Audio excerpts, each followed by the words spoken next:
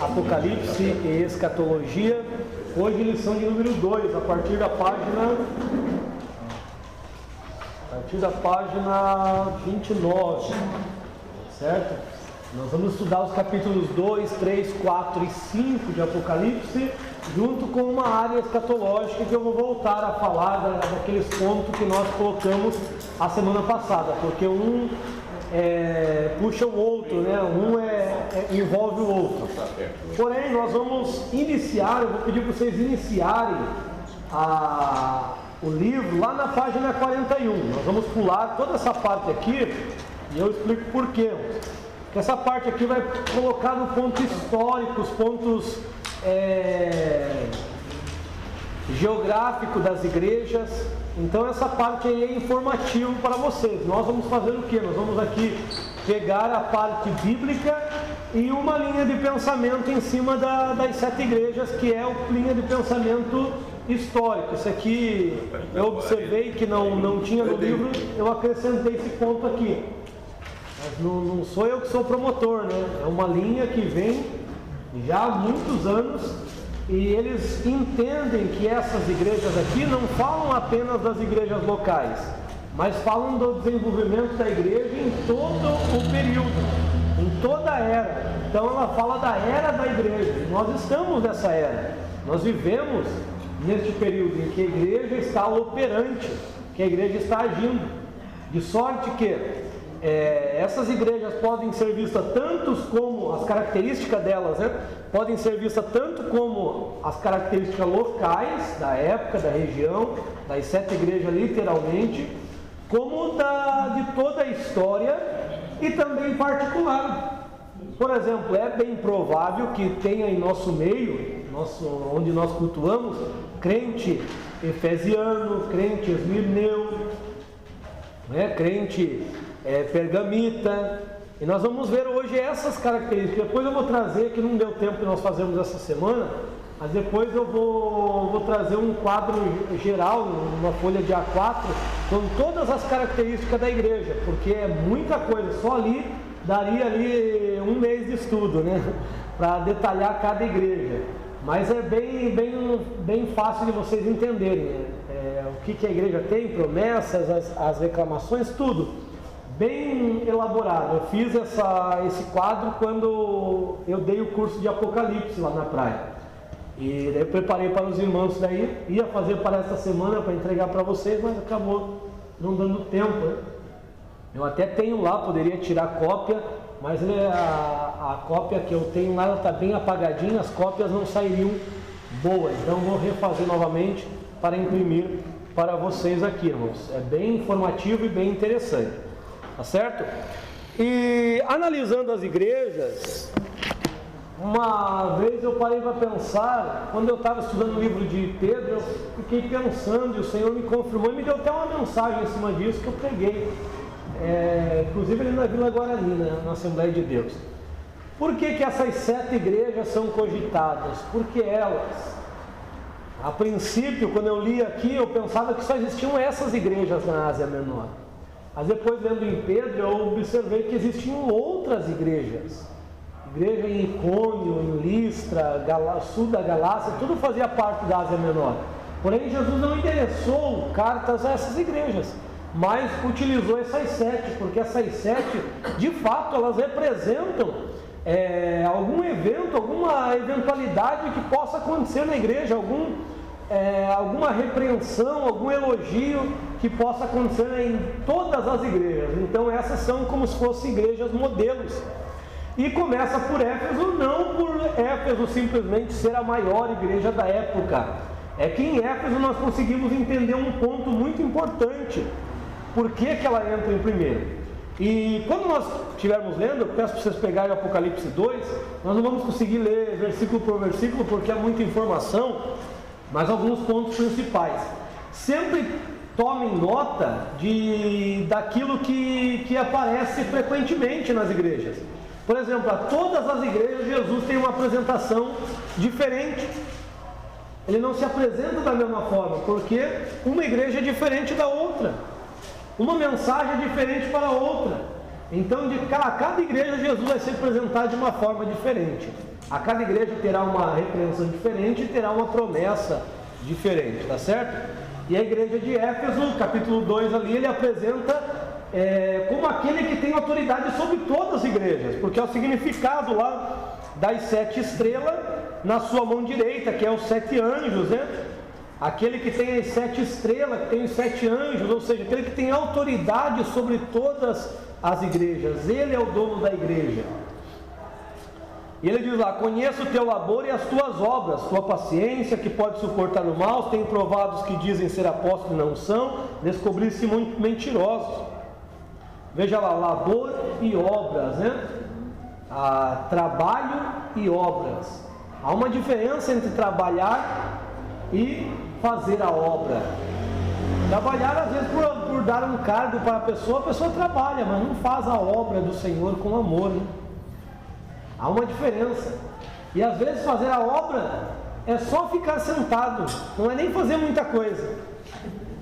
Você vê no episódio de Maria e Marta, Maria estava sentada ouvindo Jesus. E quem que estava trabalhando? Trabalhando sem parar? Marta. Às vezes quem trabalha muito pensando que está trabalhando para o Senhor, mas só está trabalhando para si, ele tem a tendência de se afastar do Senhor. Porque olha o que o texto vai dizer nessa história.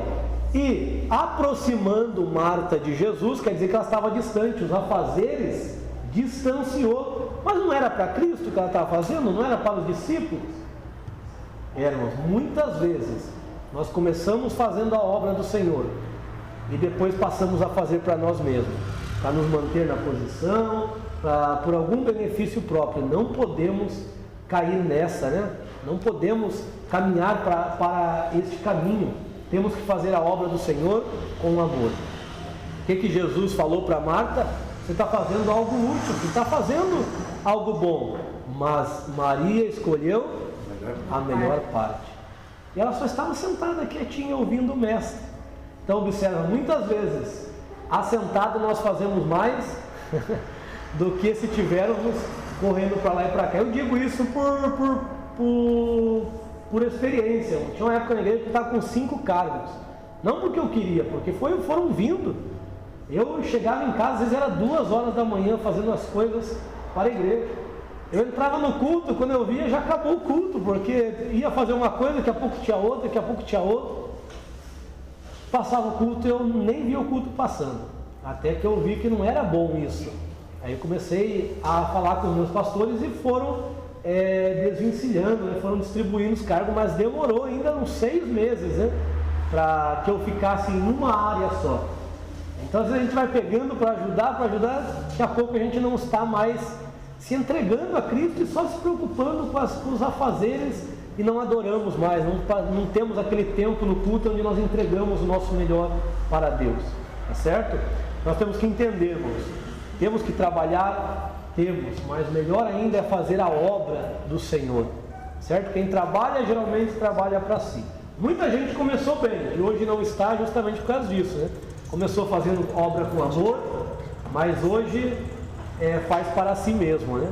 Faz para o seu engrandecimento. E a este Jesus dirá: não vos conheço. Professor, o labor e trabalho que o professor está falando, o labor é paciência, né? Labor é trabalho, né? De labutar. Daí, não, depois labor, obras e paciência, né? Paciência está em terceiro ali, certo? Labor fala de labutar, né? De trabalhar. Olha que paradoxo agora no versículo 2, no versículo 3 e 4. Isso aqui que me chamou a atenção e Deus me deu uma mensagem em cima disso também. Sofreste por amor ao meu nome, e tens tido paciência e não desfaleceste, mas tenho contra ti, deixaste o teu primeiro amor. Espera aí, no versículo anterior Jesus disse que eles têm amor. Agora no versículo 4, eles não têm amor? Eles deixaram o primeiro amor? Tem amor ou não tem amor? O que é perder esse primeiro amor?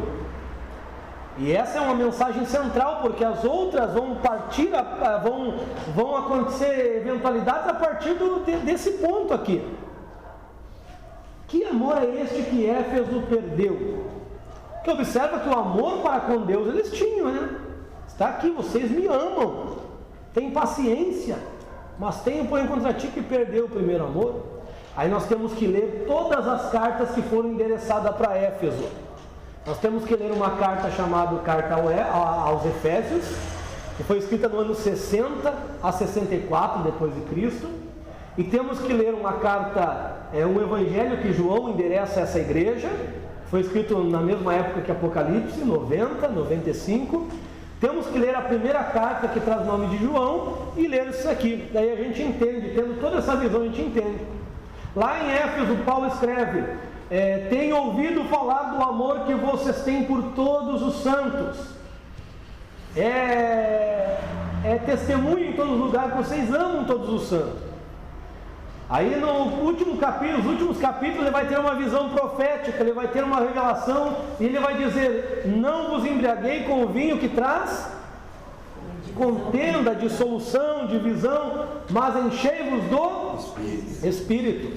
Este vinho que ele fala é só o uso, né, da palavra vinho, mas ele está falando da própria contenda, ele está usando um símbolo comum em Éfeso para exemplificar a contenda. Então a contenda ela destrói a igreja, a contenda ela vem por falta de amor. E qual que é o antídoto para isso? Enchei-vos do Espírito, porque o fruto do Espírito é o amor. É o amor pacificando na paz, é o amor se humilhando na humildade, é o amor sendo bondoso para o amigo, é o amor sendo benigno para o inimigo, é o amor sendo tardio em irar na longanimidade, é o amor se dominando, se controlando na temperança, o domínio próprio, é o amor confiando na fé e o amor reagindo na mansidão. Paulo fala que o caminho da espiritualidade não é dons espirituais, mas é o amor. Capítulo 12 ao capítulo 14 de 1 Coríntios vai falar sobre o caminho para a espiritualidade.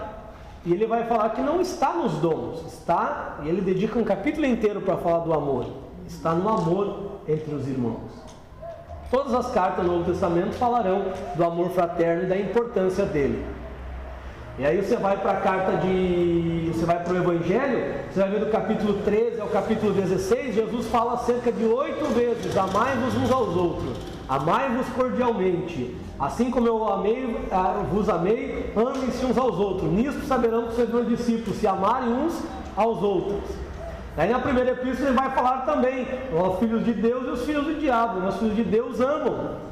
Se nós dizemos que estamos na luz, como na luz ele está, temos comunhão uns com os outros. Então isso é amor. E ainda lá tem aquela repreensão: vocês dizem que amam a Deus, mas odeiam os vossos irmãos. Vocês são homicidas, vocês são mentirosos. Então veja a importância de amar os irmãos. Primeira epístola de João. Tem só 5 capítulos, vai estar entre o 3 e o 4, que ele vai pegar firme ali, entre os irmãos, falando esses pontos. Ele vai falar que é homicida e outras vezes vai falar que é mentiroso, né? Então, inclusive, ele vai dizer que quem não ama, quer ver? Vamos chegar lá? Vai lá para 1 João. Esse aqui é forte demais. Esse aqui eu preguei. Ele fala, né, que você fala que você ama Deus.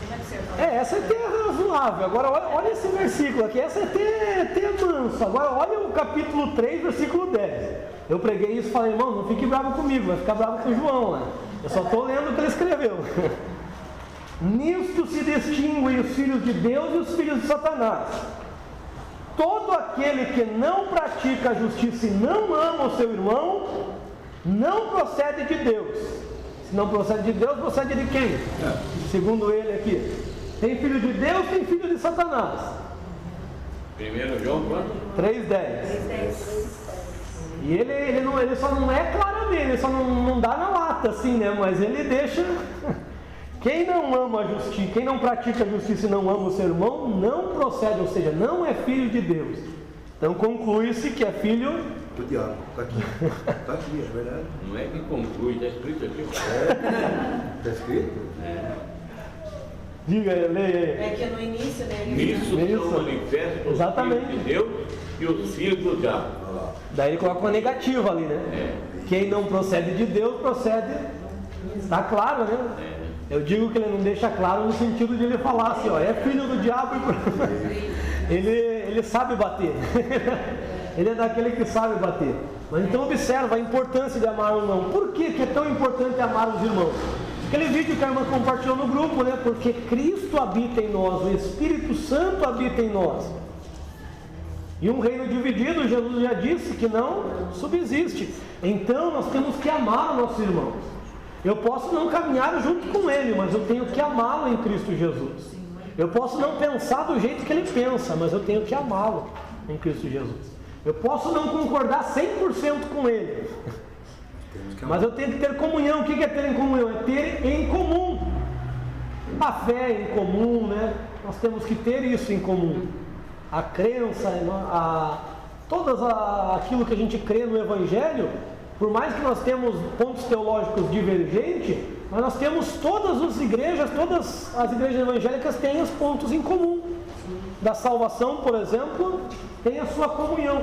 Então, nós temos que amar uns aos outros, isso é muito importante. Observem a carta de Jesus a Éfeso, lá em Apocalipse, que se eles não se arrependerem, ele iria tirar o candeeiro do meio deles. O que é tirar o candeeiro? Todas as 7 igrejas tinham um candeeiro, por isso 7 candeeiros. E o candeeiro fala da presença do Espírito na nossa igreja, na nossa vida. Porque as 7 hastes do candeeiro representam o Espírito Santo. Os 7 Espíritos de Deus, e 7 vezes 7, 49, né, por causa das 7 igrejas, são 49 tipos de atuações do Espírito Santo nas igrejas, que ele atua de diversas formas. A multiforme sabedoria de Deus através do Espírito age em nossa vida. E se não se arrependessem, era perigo eles perderem essa presença do Espírito Santo. Ou seja, sai o Espírito Santo da igreja, pode chamar a igreja do que for, né? Menos de igreja, né? Então, nós precisamos, a igreja só é o que é pela presença do Espírito Santo em nossa vida, que faz toda a obra de Cristo. Outro ponto histórico, é que ela deixaria de ser igreja, deixaria de existir. E se for olhar por esse prisma, no ano 160 depois de Cristo, ou seja, mais uns 70 anos depois, essa igreja já não existia mais. Em 160, Éfeso foi destruída e não existia mais. A maioria das igrejas da Ásia, né? Foram todas, posteriormente, foram tidas à ruína, né? Perseguições e destruídas. Hoje, os países que é o Evangelho, as igrejas estão tudo fechadas. Turquia, né? Essa região é a atual Turquia, né?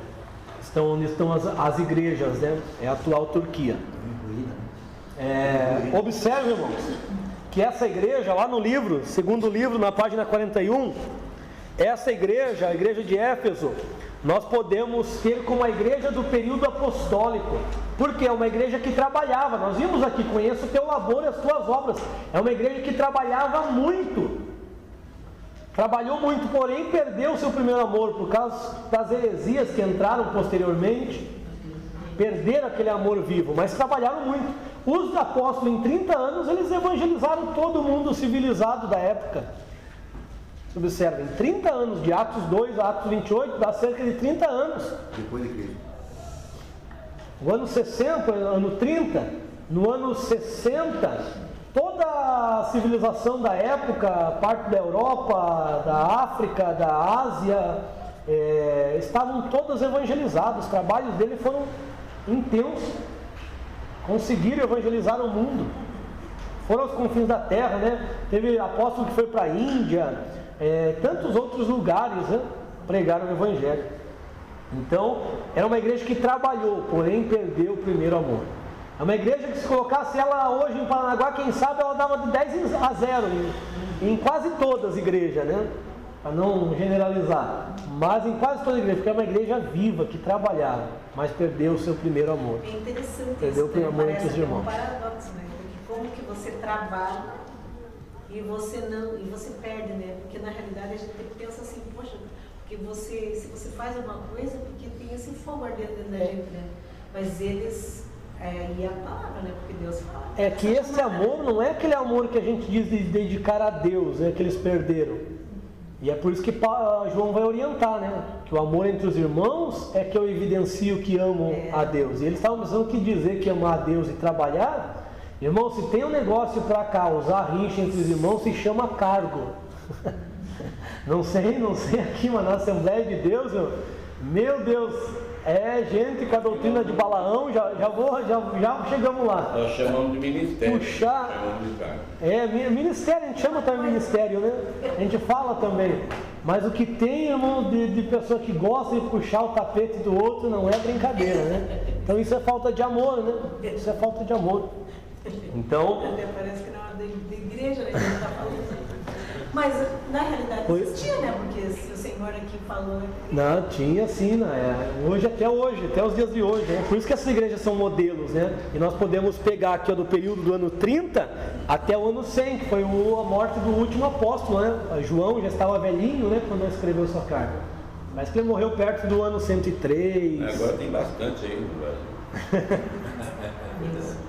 E olha a promessa para essa igreja: darei de comer da árvore da vida, que está no meio do paraíso de Deus. Aí eu vou colocar aqui novamente, né, irmãos?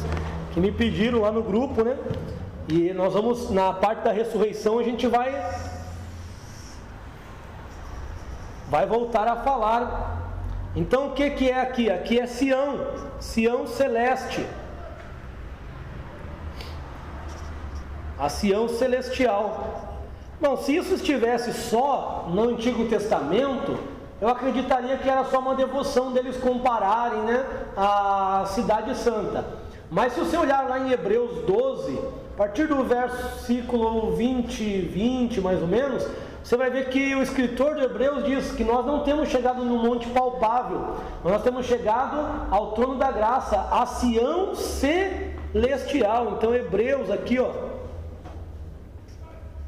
eu não estou me acertando com essas canetas. Hebreus 12, a partir do 18 até o 24, você vai ver essa Sião celeste. Então essa Sião celeste, onde está aqui, ó, a cidade, né? A cidade, e aqui está o paraíso de Deus, onde tem as árvores, né? Aqui é o paraíso. Aqui seria o paraíso. Paraíso de Deus, que onde tem muitas árvores, né? E a Bíblia ainda fala que dessa cidade há um rio, né? Que ele desce e vai desaguando, lembra? E aqui foram se formando muitas águas. E aqui a Bíblia fala que essas águas vão evaporando e vai formando aquelas nuvens, né? Que nós falamos, né? As nuvens. Certo? Aí o que Deus fez? Já vou deixar aqui para os irmãos. O que Deus fez? Deus, quando estava projetando o homem, Deus cria, a terra estava aqui, ó, né? A terra estava sem forma e vazia, né? Vã e vazia, vacuidade. Aí Deus, ele faz um círculo aqui que ele vai trabalhar, né? Nesse projeto, né? E depois ele faz mais um círculo aqui, ó. Nós chamamos de firmamento, né? Aí ele vai dar vida, depois ele vai dar forma e vai dar vida, né? Mas aqui que nós conhecemos, ó, o primeiro céu, aqui, né? Que é esse primeiro céu era onde ia o domínio do homem ia até esse primeiro céu, que é até onde estão aí os astros, né? Os astros ainda fazem parte, né, desse primeiro céu. E nós teríamos autoridade, né? Deus teria um projeto sobre isso. Tem aqui o segundo céu, que nós chamamos de regiões celestes, né? Regiões celestiais, onde estão principados, potestade. E aqui é o céus, né? Ou terceiro céu. Olha só que grandioso, né? Por isso que os cientistas dizem que o universo não tem fim, né? Mas tem, eles terão fim. Quem que fala isso? Isso aqui não é eu que estou inventando, isso aqui é Pedro que fala. 2 Pedro 3, 5 em diante. Eles ignoram voluntariamente isto, que a terra do meio da água foi tirada e subsiste no meio da água. Por que ela subsiste no meio da água? Por causa do firmamento. E ela está preparada, reservada ao fogo para a renovação, né? Que Deus vai renovar, que nós vamos ver isso. A segunda pergunta, 3:5. Aí os estudiosos do dilúvio dizem que é impossível que as águas do mar encobrissem a terra. É que eles esquecem dessas águas aqui, ó. Porque diz o texto que águas de cima, que a Bíblia fala que ele fez o firmamento para separar águas de cima das águas de baixo. Então quando Deus mandou o dilúvio, essas comportas foram abertas e encheu toda a terra, de sorte que toda a terra sofreu o dilúvio, certo? E o que Deus fez com essas águas aqui? Pois, porque elas não voltaram. O que Deus fez com essas águas? Deus congelou nos polos. Isso é geografia bíblica. Deus congelou nos polos e agora terá mais duas, né? Mais 2 estações para manter essas águas. Manter essas águas, porque antes eram 2 estações apenas que existiam. Certo? Então vai se acrescentando, foi mudando. É por isso que houve aí o que chamam de dinossauro, a Bíblia chama de leviatãs, taninim, que é os grandes feras, né, os grandes monstros. Dinossauro é a palavra nova, né? Os dinossauros viveram junto com o homem, né? Na era antediluviana. Depois do dilúvio eles não suportaram o clima, né? E muitos entraram em extinção. Até hoje animais entram em extinção. Aquela época foi em grande escala por não adaptar-se. Ele fala disso, no Leviatã, ele fala no livro de Jó. É certo que as escamas dele não se colavam uma outra, que não passava nem no ar. Era impenetrável, né? Tentavam caçar, mas não conseguiam caçar o Leviatã. E Deus deu domínio para o homem, só que o homem perdeu esse domínio com o pecado. Sempre entendendo que é o demônio, né? Leviatã foi depois, né, tomado como figura de um demônio. Porém, ele é um animal. Salmo 104 diz isso, não lembro bem o versículo, acho que é o verso 16, né? Que Deus fez os leviatãs para brincar com ele, para se divertir. O homem tem um cachorrinho, né? Porque o cachorrinho é pequeno, só que Deus, como é muito grande, né? Deus é grandiosíssimo, né? Tem um leviatã para brincar. Então, é uma criatura que hoje é chamado de dinossauro, né? Leviatã pode ser traduzido também como dragões.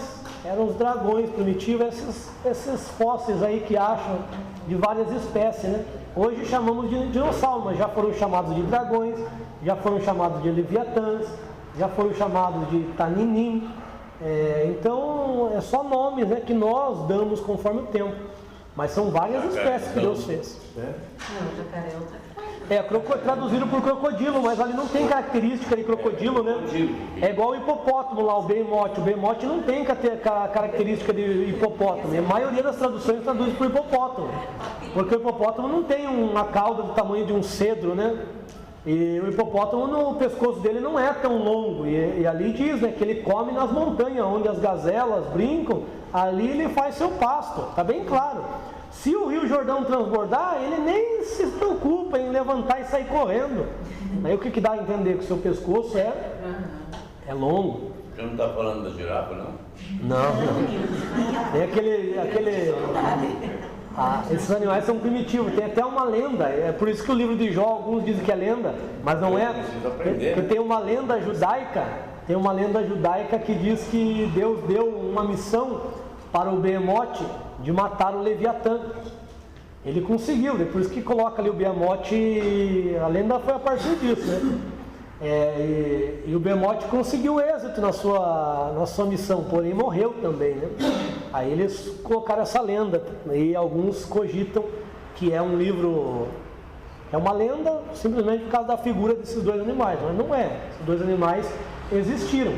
Hoje nós chamamos de outros nomes, porém eles tiveram seus nomes primitivos ali. Está ali que Deus fez esses grandes monstros marinhos. Então,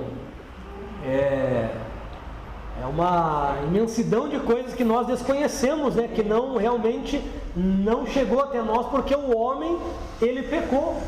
Se o homem não tivesse pecado, nós teríamos conhecido a criação de uma outra forma hoje. Mas um dia nós vamos conhecer, porque inclusive nós não conhecemos a árvore da vida. Mas está a promessa aqui que nós comeremos dessa árvore. E essa árvore será plantada na terra, está lá em Ezequiel, que serão plantadas várias árvores da vida na terra. Então a terra, a nova terra.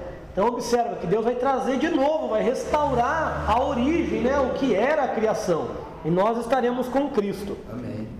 Amém?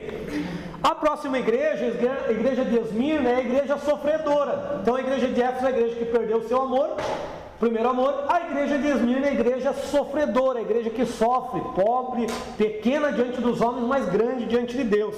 Essa igreja não tem repreensão.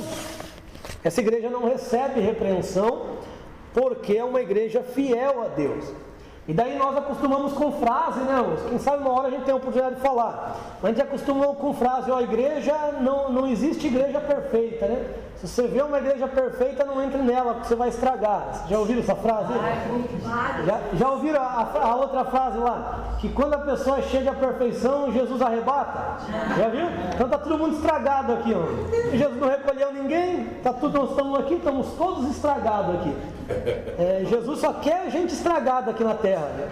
Não é assim. Paulo disse, ó, eu imito a Cristo. E eu queria estar com Cristo, mas por causa de vós é bom que através dos meus dons vocês ficam conhecendo. Irmãos, Paulo, quando Jesus arrebatou Paulo queria ficar lá. Para ele era muito melhor. Só que ele tinha uma missão aqui a ser realizada. Então não existe na Bíblia, você vai ver no Antigo e no Novo Testamento, não existe esse ponto aí. Nós somos falhos, somos, mas o que é perfeito à luz da Bíblia? Aquele que cumpre a vontade do Pai, aquele que cumpre a palavra. E foi Jesus quem disse. Jesus nunca disse que nós não seríamos perfeitos, ou não deveríamos ser perfeitos, ou tentar ser perfeito. 5,48 de Mateus diz, Jesus dizendo, sede perfeito como o vosso Pai Celestial é perfeito. João 17, 23, ele ora, Pai, eu em tu em mim, e a glória que tu me deste eu lhes dei, para que eles sejam perfeitos na unidade. Olha aí, perfeito na unidade. Colossenses, Paulo orienta que Epáfras orava continuamente, lutava para que os colossenses fossem perfeitos. Os dons ministeriais foram deixados com objetivo. Apóstolo, profeta, evangelistas, pastores e doutores, versículo 12, que nós esquecemos de ler, querendo a perfeição dos santos, até que tudo chegue à estatura de varão perfeito. A estatura de varão perfeito é a estatura de Cristo do Novo Testamento ali, que é revelado, obediente até o fim, amando a justiça e odiando a iniquidade. Lá em 1 Crônicas 29 diz que nós devemos, que eles ofertaram uma oferta com coração perfeito. Salmos 17 diz, ou 19, Salmos 19 diz que a palavra de Deus, a lei de Deus é perfeita. Hebreus 9 diz que a aliança que Jesus fez no seu sangue é perfeita. Romanos 12, 2 diz que nós temos que conhecer a boa, agradável e perfeita vontade de Deus. Então está cheio de pontos perfeitos, só eu que tenho que ser imperfeito. E teria outros, né? Até que todos cheguem à perfeição, no início de Hebreus ali. Então, irmãos, perfeição é um caminho que eu trilho, que eu tenho que trilhar. Por exemplo, você pega um computador, um notebook, um celular, você liga ele está funcionando perfeitamente, não está? Experimenta passar um antivírus ali, quanto probleminha que não tem. Experimenta passar um programa de limpeza, quanta sujeira que não tem. E assim a nossa vida também. A perfeição não isenta nós de falharmos. Eras tu perfeito, querubim ungido, até que se achou iniquidade. A perfeição não é isenção de pecado. Assim como irrepreensão não é que a pessoa nunca erra, é que a pessoa se auto-repreende, a ponto de que ninguém vai chegar a repreendê-la, porque ela se auto-repreende. Então, Paulo disse, sede meus imitadores, como eu sou imitador de Cristo. Cristo é imperfeito? Não. Então Paulo está dizendo, eu estou imitando aquele que é perfeito. Se vocês me imitarem também, vocês estarão caminhando neste ponto. Então nós somos doutrinados por muitas frases, né? Muitos cânticos, e daí isso pega, e quando a gente vai ver na Bíblia, E a partir desses pontos Deus me deu essa mensagem também. E como que é que eu chego à perfeição? Está lá em Colossenses 3,14. E acima de tudo, além de você ser revestido do novo homem, acima de tudo, revestivo, ou seja, você já deve estar vestido. Agora revestivos do amor, que é o vínculo da perfeição. Olha como é simples, irmão, a Bíblia. Nós que damos sentidos diferentes para ela, né? Mas para isso que estamos aqui, né? Para aprender continuamente. Bom, essa igreja, segundo o livro ali, ó, é a igreja do ano 100 até o ano 303. A igreja de Cristo passa a perseguição desde o ano 57.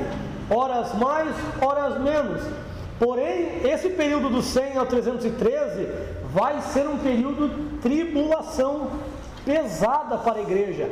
Uma perseguição tanto espiritual na questão de heresias entrando na igreja, somente o gnosticismo, que só foi combatido lá perto do século III. Século II inteiro deu problema. Iniciou forte no final do século I, século II deu muito problema.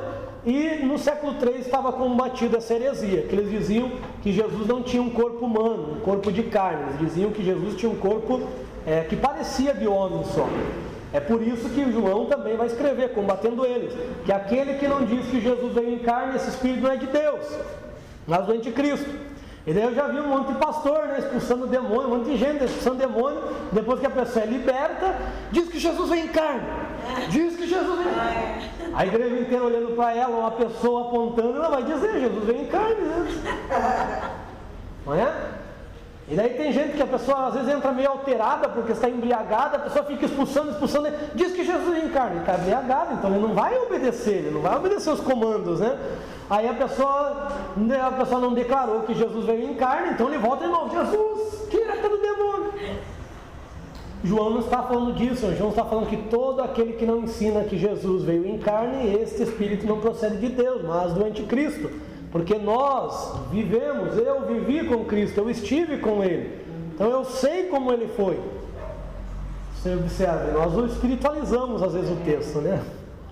Assim como, por isso que eu digo, João é muito tipológico, porque ele escreve simbólico, porque ele escreve para a igreja. Por exemplo, quando ele diz lá, vós pais, não é necessário que eu escreva, porque vocês conhecem aquele que é desde o princípio. Vós jovens, eu vos escrevo porque sois fortes, ao vencer o maligno, a palavra de Deus habita em vós. Filhinhos, se pecar, não pequeis, se pecar, tem advogado no céu. João não está falando das idades dos jovens da igreja ali, que nós usamos para congresso, né? João está falando pais, aqueles que já estão maduros na fé. Vocês não precisam falar nada porque vocês conhecem, vocês receberam a palavra dos apóstolos, então vocês conhecem aquele que é desde o princípio. Jovens, aquele que está numa maturidade, caminhando para uma maturidade, vocês são fortes. Por que vocês são fortes? Porque a palavra de Deus está em vós. E por que vocês vencem o maligno? Porque a palavra de Deus está em vós. Agora me diga, se fosse idade, no que os jovens são fortes muitas vezes nas igrejas, né? Sendo que tem muitos que não estão nem aí para as coisas de Deus, né? Então observa que ele não está falando disso. E filhinhos, os novos convertidos, porque eles ainda estão começando a aprender. Eles dizem, não pequeis, mas se vocês pecarem, não desespera, Jesus é o advogado. Então nós temos que entender a visão do escritor para poder compreender a sua mensagem.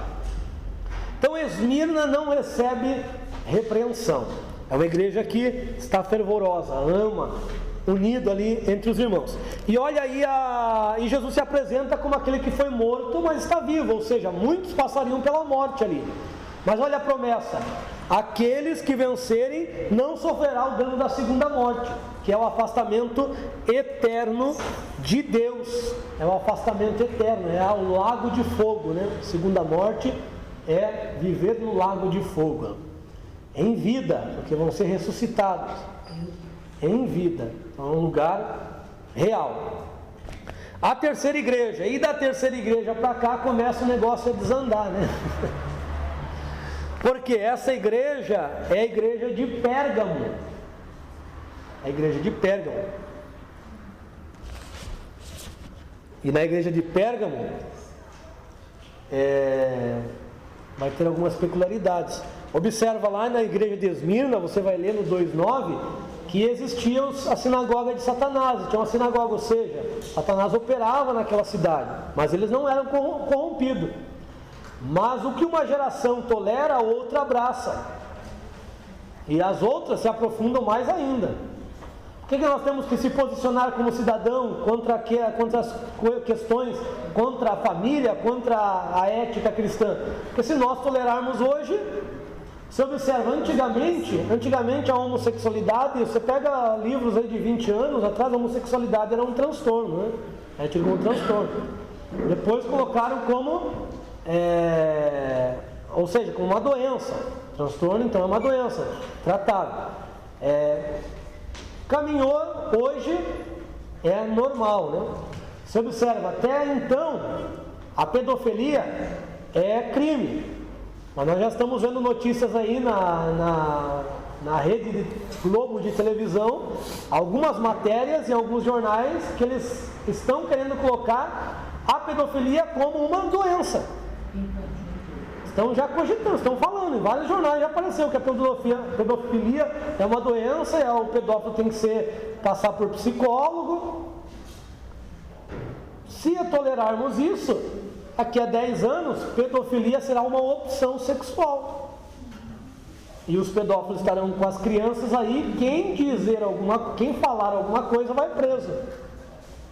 Porque vão normalizar isso. E aí que nós temos o nosso voto, né? Sim, eu ia analisar, né? É no nosso voto, né? Mas o que eu posso fazer? O voto. Analisar os candidatos, as propostas. Do partido, né? Exatamente. Infelizmente, o nosso problema é que às vezes eu não estou nem aí com isso, mano. Não está nem aí, mas tem tudo a ver conosco. Nós precisamos Exatamente. Precisamos saber em quem que nós vamos votar. Porque se você tem que saber que o partido que você vota, se ele é contra os teus princípios, você não pode. Então, às vezes, as pessoas... é realmente inadmissível, né? Cristão de esquerda, mas tem, como tem. E não é só pessoas ignorantes, né? Que a gente fala ignorante no sentido que a pessoa não estuda, não lê, né?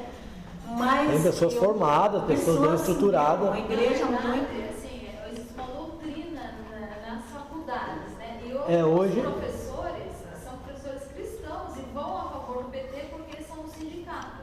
E daí o que acontece é eles querem defender o ponto de vista deles como professor. Eles dependem mais da doutrina como professor do que da doutrina de Deus.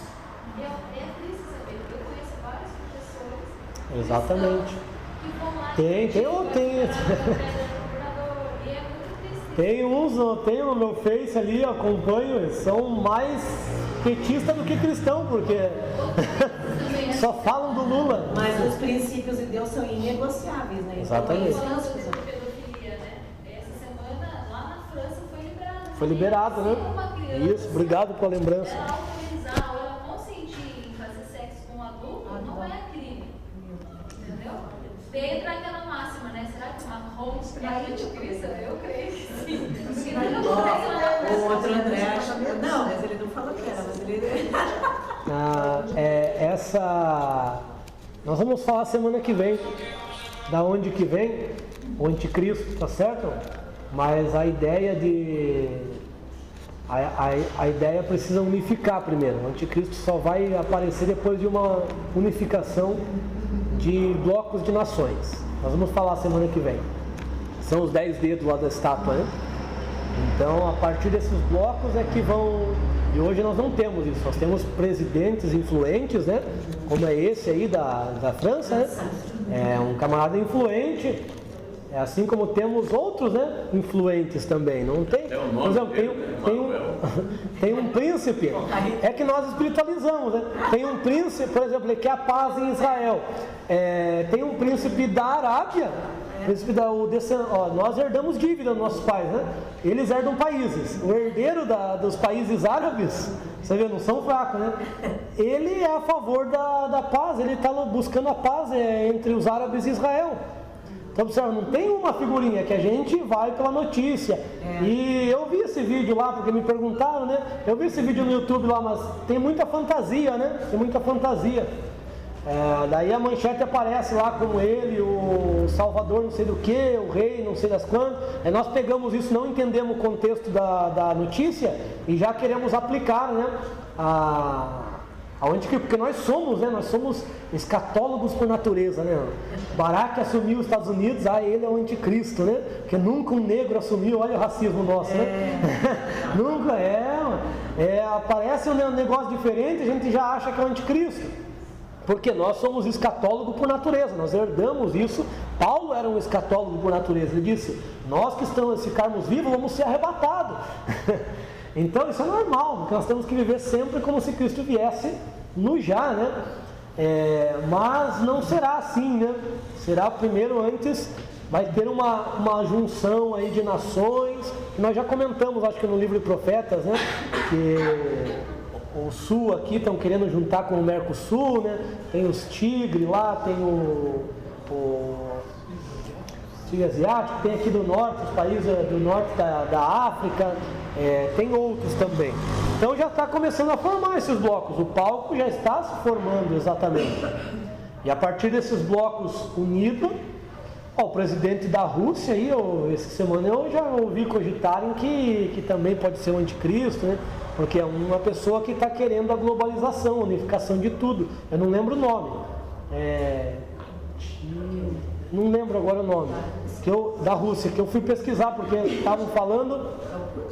Putin, né? Putin, né? Então, aí colocaram lá Putin no negócio lá, eu fui pesquisar o que era, né? Sabia? Aí o rei. E a Rússia é o Magog ali da Bíblia, né? Gog e Magog é as regiões da Rússia. Então, existe uma figurinha que algum sensacionalista pegou firme aí no Macron, como é? Macron. Pegaram firme nele aí, né? Então, não isenta, né? Mas antes vai ser formado alguns pontos aí para surgir, né? Surgir das nações. Então, de 10 potentes nações, 7 vão ser mais fortes, dessas 7 vai sair, não nações, perdão, bloco de nações. Dessas 10 blocos de nações, vai existir 7 mais fortes, e desses 7 vai sair um de onde ninguém imagina, que é do menor, porque os outros vão dar força para ele reinar. Então está no texto bíblico, eles vão apoiar. Então, toma cuidado, né? Porque dentro da escatologia inventam bastante coisa, e temos que tomar muito cuidado. Sempre caminhar com coerência ali.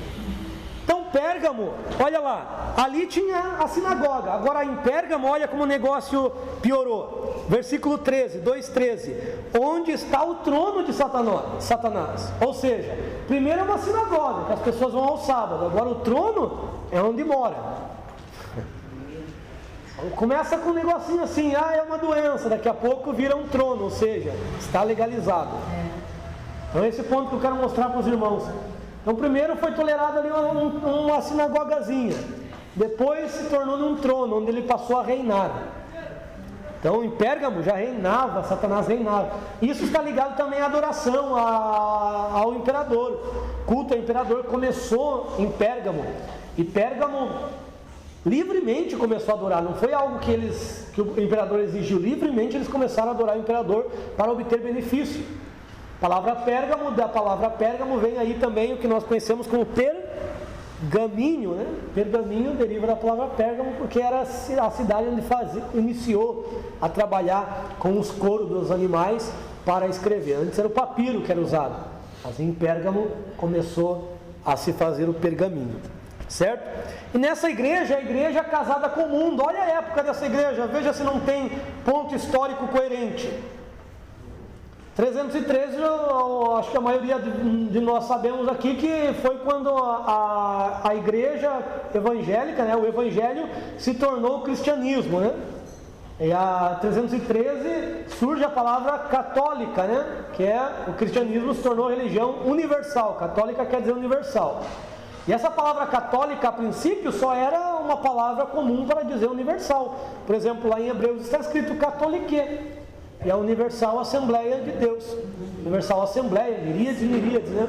Nós só não somos romanos, nós somos católicos. Então, há uma igreja universal, né? Há uma igreja universal, né? Que é a igreja de Cristo, a igreja é organismo. Sim. Em todos os lugares e épocas. E há as igrejas organizações, né? Que aí é o nome das igrejas. Então a igreja que Jesus vem arrebatar, a igreja é um organismo, né? Ele vai pegar os fiéis de cada igreja. Então, 313, Constantino, por questões políticas, não pensa que Constantino é um camarada bom, questões políticas, só diz que sonhou, a sua mãe foi uma crente mesmo, mas ele diz que teve uma visão lá com uma cruz, e tem a cruz de Constantino, que é um X com um P. E para os cristãos foi muito bom, porque ele deu liberdade, aboliu o paganismo, só que não foi tão bom assim, né? Porque por causa disto, muitas heresias entram na igreja. Olha a época aqui de Pérgamo, 313 a 606.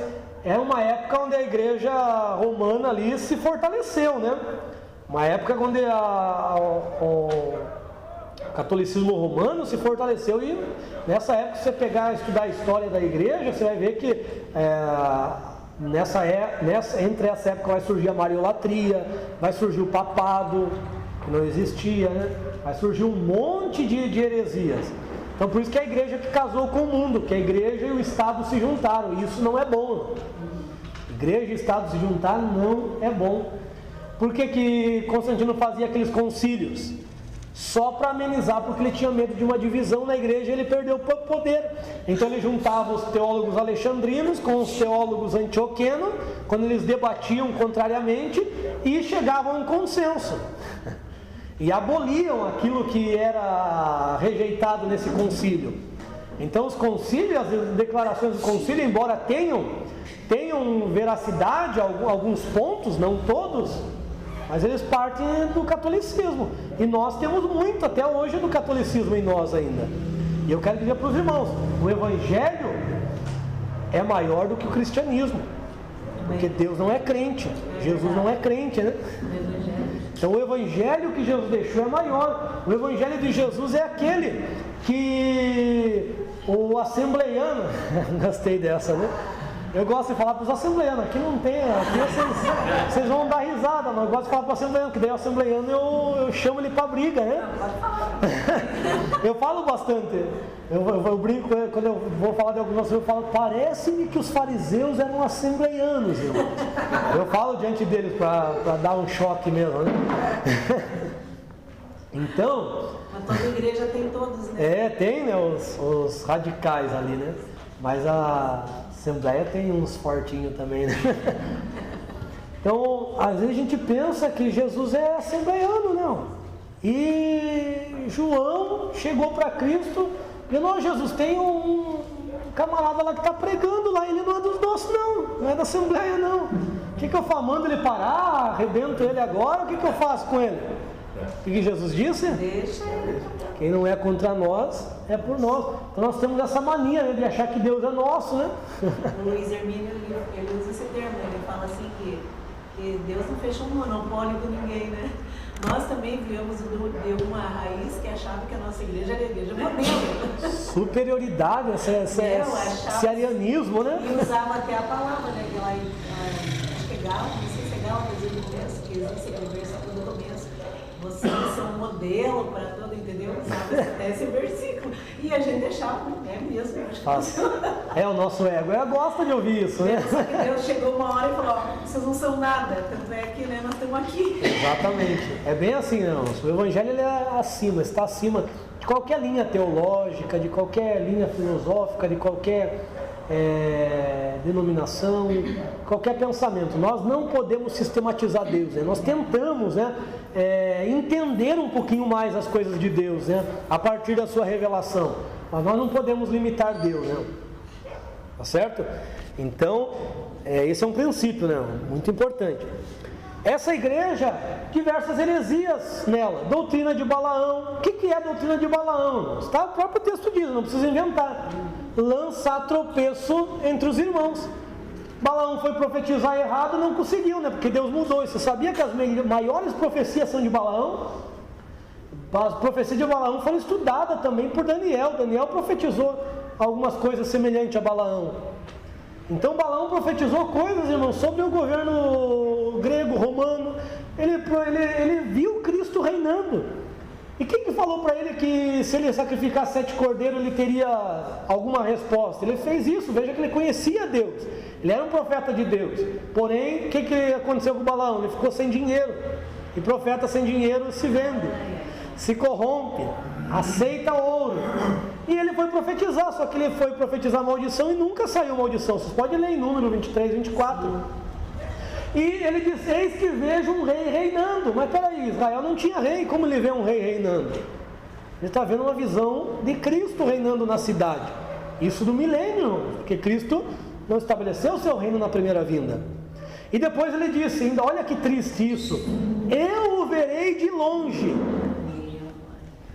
Tem um ponto bem profundo, que nós não vamos entrar na questão, mas ele diz o profeta de olhos fechados.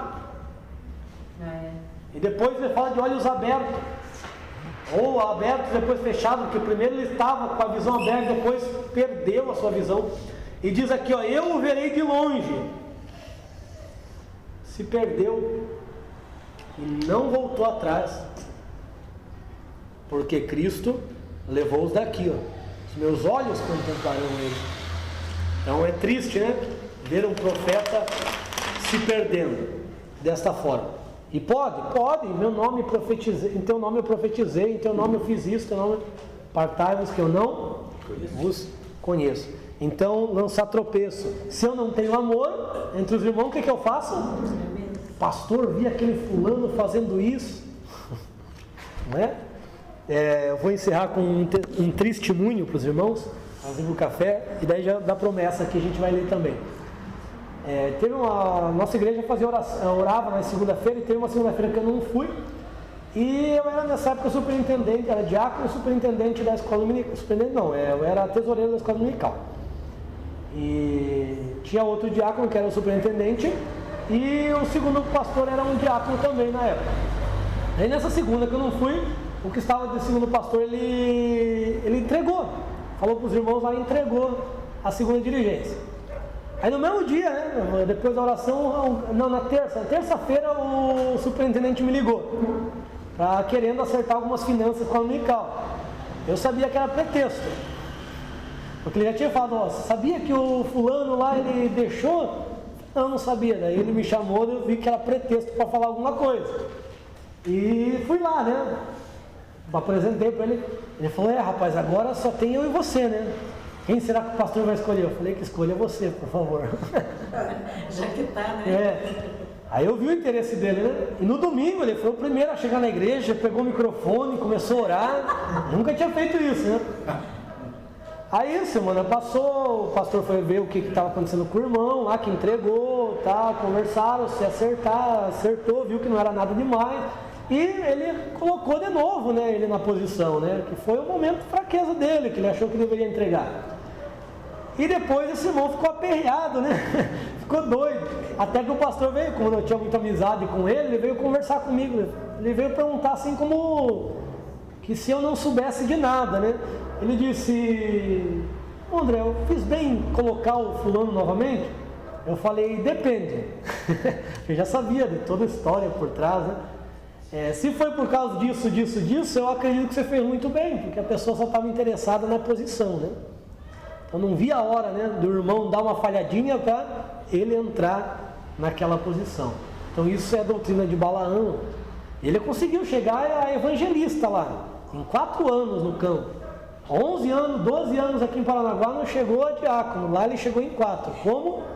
Brigando, né? Brigando. Quando o pastor tirou ele da igreja, da frente de uma igreja, lá era uma igreja pequenininha, ele bateu na mesa assim, como você faz isso comigo? Então você vê que por quê, né? Pessoas que seguem essa doutrina aí, né, quer lançar tropeço, não vê a hora de alguém cair para tomar o lugar. E na igreja nós não precisamos disso, irmão, porque Deus tem um chamado para cada um, né? Deus tem um ministério para cada um exercer. Eu glorifico a Deus, porque eu estava caminhando para essa área da liderança. Eu fiz até uma pós-graduação em aconselhamento pastoral. Daqui a pouco Deus abriu esta área e eu falei, é aqui que Deus me quer. Eu era segundo dirigente do campo dos jovens e falei, o meu líder estava querendo passar para mim, eu falei, rapaz, Deus está me encaminhando para o outro lado, e escolhe um outro. E fiquei quase 1 ano e ele não me deu ouvido. Até que eu falei, estou fora. Estou fora, Coloca, não estou te ajudando e você está se atrapalhando comigo aí. Não é para eu estar aqui. E graças a Deus, irmão, já são 4 anos que eu estou aqui em Paranaguá, né, com o Elton dando aula, e já são 7 anos que eu trabalho só com aula, só com curso teológico, né? Mas que eu dou aula na escola dominical já são 11 anos, né? Então a gente já tem aí uma certa caminhada. E creio que aqui é meu lugar. É com a palavra, né? Na orientação, na ajuda quando precisarem. Então não brigo por cargo, graças a Deus. Hoje não sou um dos que briga por uma igreja. Fujo, né? Se o pastor me quer me oferecer, a gente tem a mania de dizer, né, que Deus, se o líder chega a te oferecer uma coisa porque Deus falou com ele, nem sempre, não. Às vezes é necessidade. Às vezes é necessidade na obra. Então eu tenho que ter também a sensibilidade de dizer para o pastor, para a pessoa, dizer, não sei se é o momento, né? Às vezes pode ser mais para frente, né? A gente nunca sabe. Eu vejo que não é o momento de eu pegar a igreja nenhuma. Eu creio, entendendo hoje, eu creio que tem muita coisa para acontecer para eu poder dirigir uma igreja. Então Satanás habita. Olha lá, onde tinha uma sinagoga, agora Satanás habita. E também eles aceitam lá a doutrina dos nicolaítas. O que era a doutrina dos nicolaítas? 2 sentidos tem a doutrina dos nicolaítas. Primeiro, tem em relação à imoralidade sexual, né?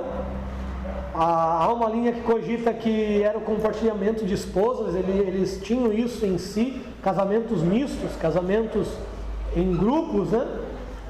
Como os meninos de Deus aí tempos atrás faziam, hoje a nova era praticam isso também.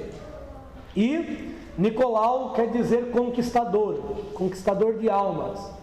Então fala do sistema que quer conquistar o mais fraco, o mais forte conquista o mais fraco, ou seja, o sistema religioso. Porque o sistema religioso ele é corrupto e corruptor. E esse sistema religioso quer dominar.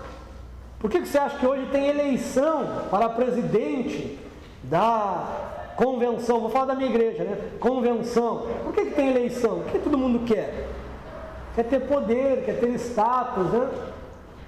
Convenção, irmãos, a eleição para presidente da CGADB, Convenção Geral, é quase que igual a eleição para presidente, irmão. São várias urnas colocadas em todo lugar, aí é feito. E às vezes eles desobedecem, até no tribunal aí, acho que é STF federal, é feito através de lá. E às vezes eles desobedecem. O nosso atual presidente, ele estava inelegível. Mas eles mantiveram lá o nome dele na urna e ele ganhou. Porque ele prefere pagar multa depois, né? A CGADB paga multa, mas continua no poder, né? Passa de pai para filho. Perpetua o poder. Então, não estou falando nada da pessoa dele, porém, isso eu não vejo nada de Deus, né? Não vejo Deus colocando pessoa, vejo alguém querendo dominar, e para isso precisa de ser eleito, né? Então, e os salários também não são baixos, né? Joga aí acima de 75 mil aí, por mês. Os dos campos aqui ganham em torno de 15 a 20 mil, né? Você acha que o presidente geral... 75 eu falo porque eu sou bonzinho, porque esse daí era o vice que ganhava há 10 anos atrás. Eu mantenho esse valor porque já é um valor alto, né? Isso há 10 anos atrás o vice ganhava. Então, olha o que essa igreja... E Jesus vem contra essa igreja com quem tem a espada, contra esses corruptos aí que corrompem o povo, com a espada. E essa igreja vai comer o maná escondido. Olha lá, Jesus guardou um maná, né, para nós comer. Além da árvore da vida, nós vamos comer o maná também. Você vai provar o maná que eles provaram no deserto. Tem uma versão, a minha tem VI, se você ler num Salmos lá, não lembro qual, diz que o maná é pão do anjo. Ainda bem que as igrejas neopentecostais não descobriram, né? Aí eu começar a vender pão. A irmã que faz esse pão integral, ali que tem pão integral, pode vender como pão do anjo, porque olha. Já vamos começar a vender. Muito bom. Não, mas tem anjo padeiro, irmão, segundo a tradução, é pão de anjo, diz, né? Que os anjos fizeram o pão. Então tem padeiro no céu lá. É certo que nós vamos cear, né? Nós vamos cear, nós vamos comer. Então o corpo glorificado também come. Privilégio, não? Amém? E o da terra também, né? Vamos pro café. Depois a gente volta aí com mais igreja. Irmãos, Tiatira, olha só a decadência aqui, ó, nesse ponto de vista que eu estou mostrando. Uma tem a sinagoga, outro trono. Agora essa igreja aqui está tão nas profundezas que Jesus tem que vir com o olho tem que se apresentar como aquele que tem olhos como chama de fogo, olha lá, e pés reluzentes, porque fala de santidade, e era o que ele exigia da igreja. Então olhos como chama de fogo é para esquadrinhar, por isso que ele diz para essa igreja: esquadrinha o rim e o coração, as duas partes mais profundas que o povo antigo tinha como para dizer de profundidade, rins e coração, eram as duas partes. Na verdade, lá no Antigo Testamento era rins e entranhas. Aí por causa da filosofia grega passou aí o coração a ser também visualizado, né? Mas é aquele que perscruta, porque essa igreja está em profundezas. E aonde que diz isso? Versículo 24 do 2:24. Como dizem, as profundezas de Satanás. As profundezas de Satanás já estavam estabelecidas nessa igreja. Por isso Jesus vem com um olho de fogo. Mas observa uma coisa aqui interessante: essa igreja tinha muitas obras. É aquilo que eu disse. Tem obras, porém essas obras não são de Cristo, só são meros trabalhos. Olha a época dessa igreja lá no livro. 606 a 1517, quando o catolicismo era aquele império, né? Virou um império muito poderoso. Fizeram muitas obras, mas eram obras mortas. Obras mortas. Tinha muitas obras. Olha o que ele diz ali, ó. Versículo 19. As tuas obras são mais abundantes que a primeira, por causa das indulgências que eram cobradas, né? Para fazer esses pontos de caridade. Porém, há uma diferença entre obras e obras de Cristo. Olha lá, versículo 26. Eles faziam a obra, mas não era a obra de Cristo. Só tinha alguns que faziam a obra de Cristo. Por isso que ele diz lá no versículo 26, aquele que vencer e guardar as minhas obras, né? As minhas obras até o fim. Então a gente tem que fazer as obras de Cristo, não as nossas obras, né? O que são nossas obras? É aquilo que vem para aumentar o nosso ego, né? Que vem para nos ensoberbecer, para nos inflar, nos inchar, porém não glorificam a Cristo. São obras mortas, obras nossas, obras transitórias. As obras que permanecem são obras feitas com material de ouro, que fala da divindade, vinda de Deus, prata e pedras preciosas, prata, redenção, obras de uma nova criatura, pedras preciosas, fala dos dons do Espírito Santo, obras realizadas através do Espírito Santo. Agora, obras de madeira, feno e palha são obras corruptível, né? Corruptível, se corrompe, são obras feitas de qualquer maneira, e também materiais fracos, né, que as pessoas usam para fazer a obra de Deus, fazem de qualquer maneira. Então não podemos ser assim, temos que guardar as obras de Cristo. E a promessa é reger com vara de ferro. Olha só o nosso trabalho lá no reino de Cristo: reger com vara de ferro, ter poder, ter uma autoridade. Ele diz aqui, ó, darei a estrela da manhã, que fala da autoridade. Darei poder sobre as nações. Darei poder, então é reger. Por exemplo, nós encaminharemos as nações até Jerusalém, as nações que estiverem no reino de Cristo. Nós encaminharemos até Cristo, a igreja vencedora. E dará autoridade, e a estrela de manhã fala da autoridade também, porque o luzeiro lá ele era a estrela da manhã, a Bíblia fala. Cristo é a resplandecente estrela da manhã, por causa da autoridade. E nós teremos essa autoridade. Olha a próxima igreja lá, irmãos, a igreja de Sardes. Agora essa igreja está num contexto interessante aqui, ó. No 1517 a 1750. É a igreja da Reforma Protestante. É uma igreja que teve vida, houve a separação, porém ela morreu. tem nome de que tem vivo, que está vivo, porém está morto. Por que ela morreu? Porque ela se enclausurou nas faculdades, debatendo temas abstratos, temas teóricos, e não fez a obra de Cristo, não realizou a obra de Cristo. Então a igreja que despertou realmente, houve ali uma separação das velhas práticas, porém uma igreja que logo estava morta, só tinha nome de viva, mas estava morta diante do Senhor, certo? E olha, oi? No caso, essas datas, ele está dando aqui o autor comparando com essas igrejas lá ou não? São mesmo essas então, igrejas? É a igreja literais, essas igrejas são igrejas literais aqui, igreja... Então, eu assim, na minha muito leiga, eu achava que era só numa época. Não, então, essas igrejas, elas primeiro são a mensagem de Apocalipse, ou de toda a Bíblia, primeiramente tem que tomar como literal, certo? E depois tem o ponto secundário, que é profético, né? Então essas datas que eu estou passando aqui para vocês, são datas que períodos da história da igreja, né? Então, e que tem coisas que se assemelham, não é à toa que foram colocadas. Por exemplo, a igreja do período apostólico, que eles trabalharam, eles cresceram bastante, porém perderam o primeiro amor. De 100 até 313, muita perseguição dos imperadores contra a igreja. 313, casamento da igreja com o Estado, Pérgamo ali, né? Até 606. 606 até 1517, tolerou muitas idolatrias, que é onde entrou no catolicismo as muitas heresias que hoje tem dentro deles lá, dentro do pensamento deles. E agora nós estamos aqui na igreja do período da Reforma Protestante, que essa igreja tipifica, né? A do período, não que está ligado direto, não, isso é profético, né? Certo? Então é essa igreja. Olha lá, essa igreja, do versículo 2, 3:2. Não tenho achado as tuas obras perfeitas diante de Deus. Observou até aqui? Éfeso, obras. Tiatira, muitas obras, porém não a de Cristo. E agora, olha que é uma queda, né? Primeiro tem obras, Éfeso. Tiatira tem muitas obras, porém não são as obras de Cristo. E Sardes, não tenho achado as tuas obras perfeitas.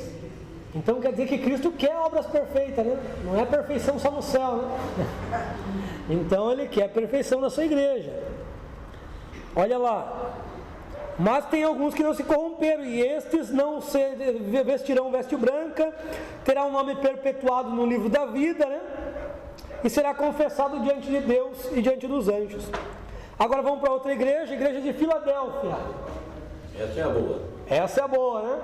A igreja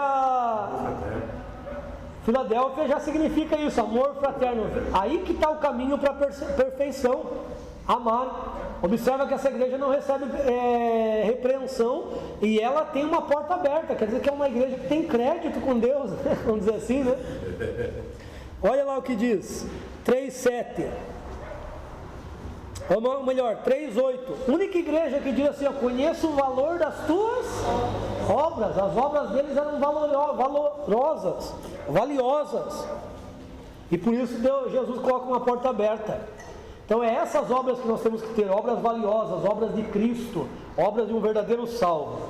E essa igreja é a igreja que vai até o arrebatamento, é a igreja de 1750 que começa as missões modernas, através de John Wesley, Charles Finney, que as missões modernas dispararam para o mundo inteiro, até o arrebatamento. É uma igreja viva, uma igreja avivada, uma igreja que ama, uma igreja que faz, é uma igreja que tem valor nas obras.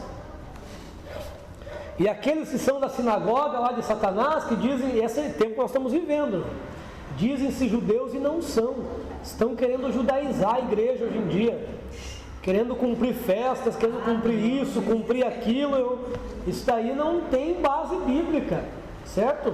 Tem uma festa aí que é pouco conhecida, né? Como é que é? Hanukkah, né? Hanukkah, festa das luzes, festa do período dos Macabeus, que fizeram a purificação do templo. Não é uma festa nem que Deus pediu, nem os cristãos messiânicos, os mais coerentes, eles gostam de cumprir as festas que Deus não pediu. Eles cumprem as 3 que Deus pediu: Páscoa, primícias e Pentecoste, o tabernáculo, né? Primícias e Pentecostes, vai encerrar no Pentecoste e tabernáculo, essas 3 festas que eles cumprem. Purim, tem uns que não gostam, ainda mais que Purim, alguns dizem que está ligado ao Deus Pur também, então eles não gostam, tem uns que não gostam. Hanukkah, festa das luzes, né? E ainda acrescentam, né, hastes no candeeiro, sendo que é 3, né, de cada lado e um central. No Hanukkah, que houve lá no ponto histórico, eles colocam 8, né? Eles colocam 4 de cada lado, 8 ou 9, acho que é 4 de cada lado mais a haste, se não me engano. Ou seja, já mudaram o conceito original, porque aquele candeeiro tem um significado, não foi colocado por colocar. Significa o Espírito Santo na vida de Israel, primeiro sobre Israel, depois sobre a igreja, na igreja, né? Que é a representação, e as 2 testemunhas são representadas pelo candeeiro. Então eu estou acrescentando coisas à doutrina. Isso aí foram os judeus que fizeram para celebrar algo independente de Deus, celebrar porque conseguiram se livrar de Antíoco Epifânio, que sacrificou uma porca dentro do templo de Zorobabel. Aí quando eles se libertaram, foi por 100 anos que eles tiveram paz, eles fizeram a purificação do templo e fizeram essa festa chamada Hanukkah, festa das luzes. Mas Deus não pediu. Inclusive festa de lua nova ali, que Paulo fala, ó, essas festas são sombra para a realidade que é Cristo. Então, não precisamos cumprir coisas judaicas. Se quiser cumprir coisas judaicas, tem que se converter ao judaísmo e cumprir tudo. Porque se erra em um, erra em todos, né? Então, temos que ter coerência. As pessoas falam, né? Tem igrejas que querem parcialmente, né? Não comem carne de porco, né? Mas come gordura, né? E a gordura estava lá escrito, é do Senhor. Também não poderia comer, tinha que ofertar ao Senhor. Come camarão, né? Come camarão ninguém rejeita, mas camarão não poderia comer no tempo da lei também. É crustáceo, é proibido comer. A quem não gosta, né? Um camarão milanês ali, né? Camarão branco. Né? Então, pela lei, os judeus não comem. Os judeus não comem camarão. E muitas coisas mais. Então vivemos esse tempo dos que dizem judeus, mas não são, querem judaizar a igreja.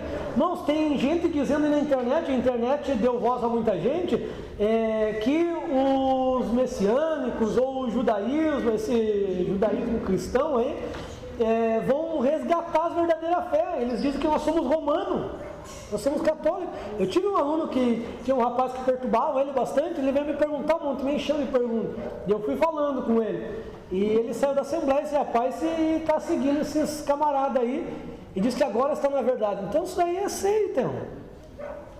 Agora tem até os instrumentos, né? Tem o berrante lá.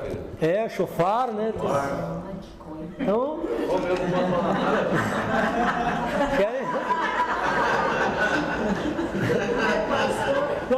Não precisamos, não. Essas questões judaicas está claro em Colossenses. Só você ler Colossenses ali 2 a. Não tem necessidade. É um negócio que não é pecado. Não é pecado, mas não tem necessidade. Tipo essas festas. Tem gente dizendo aqui em Paranaguá, já chegou aluno para mim, que quem não participa da festa do tabernáculo não vai para o céu. Estão dizendo isso. Então estão colocando coisas. É um instrumento que se tocava no Antigo Testamento. Se a igreja quiser tocar, mas não tem nenhum significado espiritual assim, né? Tem tocada e vai cair poder na igreja, né?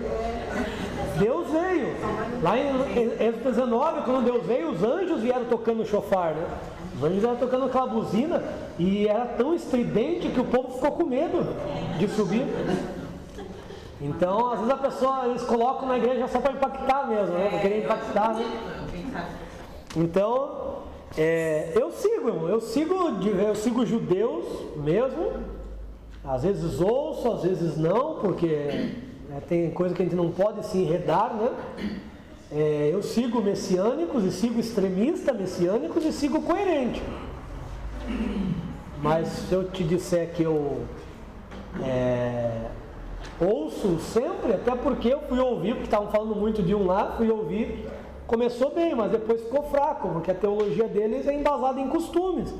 E, então chega um ponto que se torna fraca, porque não tem a revelação. Mas ouço, para conhecimento, tenho as páginas lá que eu sigo, tem coisas importantes que eles colocam, interessante, mas você tem que peneirar as coisas, não pode comer tudo com farinha, como diz um pastor amigo, né?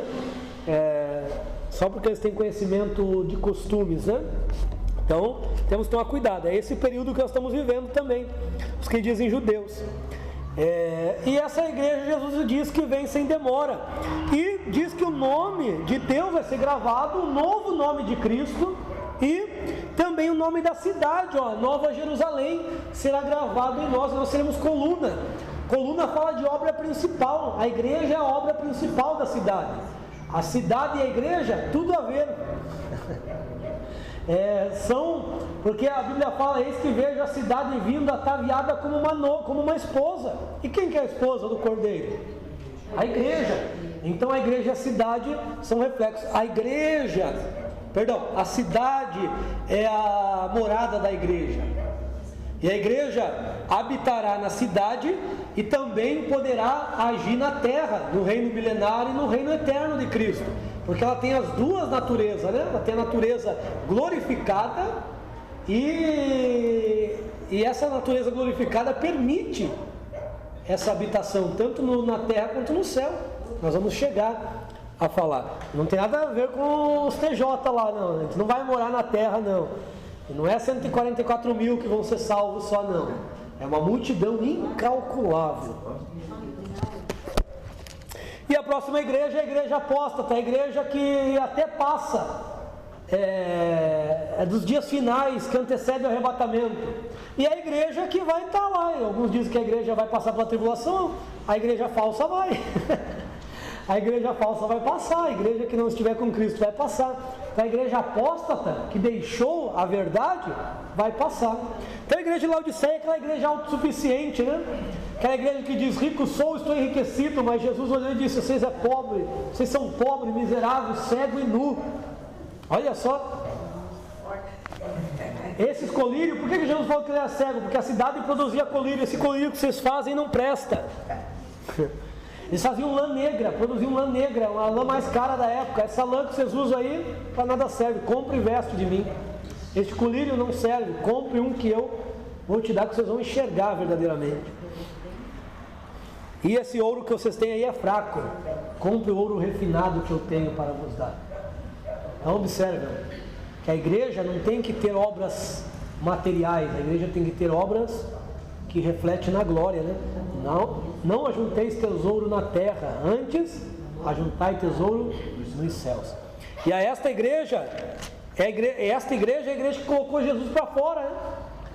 Que eu estou à porta e bato, se alguém abrir eu entro e sei. Tem muitas igrejas que Jesus está fora, não está mais dentro. Mas tem promessa também, né? Aqueles que vencerem assentarão no trono com Cristo, assim como ele se assentou no trono com o Pai. Certo? Aí chega o capítulo 4 e o capítulo 5, a gente vai trabalhar junto aqui, irmãos, capítulo 4 e capítulo 5.